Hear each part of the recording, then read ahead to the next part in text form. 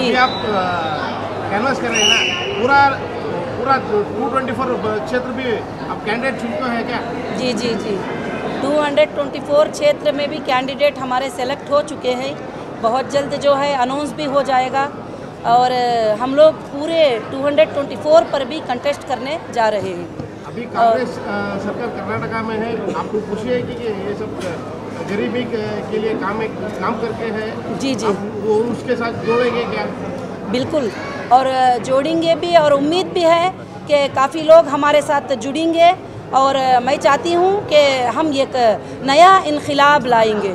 ये जो 70 साल से सारी चीज़ें भी देख देख कर बहुत थक चुके हैं, खाली माइकों में सुनते रहते जाते हैं कि ये मिलेगा वो मिलेगा।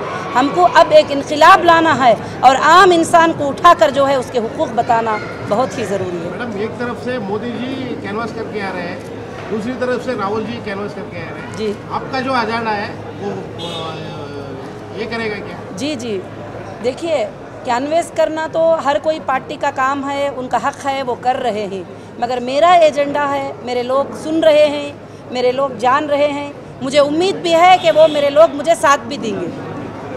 मैडम, मंड्या में अभी तो जेडीएस ये है, आप कितने लोग जीतेंगे? मुझे तो क्या है कि उम्मीद है कि मैं पूरे जीतूंगी, ऐसा नहीं है कि मैं साथ के साथ भी जीतूंगी।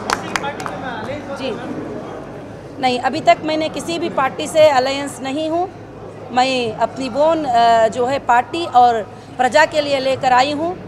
मैं जिनके साथ अलायंस हूँ वो मेरे किसान हैं, वो मेरे गरीब हैं, वो मेरे महिलाएं हैं, वो मेरे लोग हैं जो मुझे साथ देते हैं। मैं उनके साथ अलायंस हूँ। मंड्या में साथ के साथ जी, कर्नाटक में आपकी पार्टी कर्नाटक में हमारी एमईपी पार्टी 224 टिकट्स भी देगी और 224 पे भी कंटेस्ट करेगी।